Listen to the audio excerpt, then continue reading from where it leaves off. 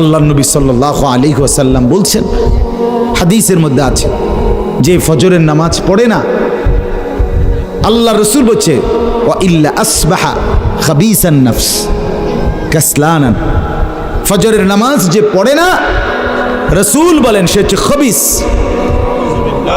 খবিস, এটা খবিস তুই বেটা।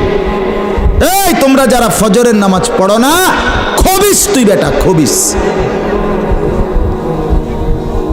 পাউডার লাগায়, পাউডার লাগাও কিত্তা, খবিস কোথাকার খবিস। আবার পাউডার লাগাও কিত্তা, ফেয়ার এন্ড লাভলি ডলো কিত্তা, কথা বলেন না কেন? তুই কিত্তা পাউডার লাগাও, পাউডার লাগাইলে বুঝি সুন্দর হয়। বেড়িয়ে দেখো না পাউডার লাগায়ও, এ বুড়িয়ে লাগায় ঘন্টা দুই এক পর আবার এ বুড়িয়ে দুই এলায়, বুড়ি জানে এটা ধোকা, ঠিক কিনা বলেন না?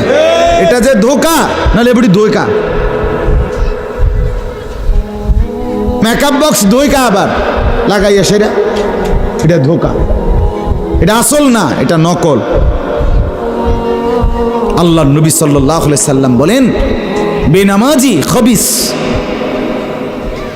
আর নবীজি হাদিসে আছে, বাথরুমে ঢুকতে, পেশাব পায়খানায় ঢুকতে নবীজি খবিস থেকে পানাহ চাইতেন, দোয়া পড়তেন। তো এই দোয়ার অর্থ কি? আল্লাহ আমি খবিস থেকে কি চাই? পানাহ চাই। তার মানে নবীজি বুঝাই দিছে উম্মত, পেশাব পায়খানার মধ্যে থাকে খবিস। খবিসের ঠিকানা কোথায়? Bathroom, bathroom, toilet. আল্লাহুম্মা ইন্নী আউযু বিকা মিনাল খুবুসি ওয়াল খাবায়েস। আল্লাহ খবিস থেকে পানাহ চাই।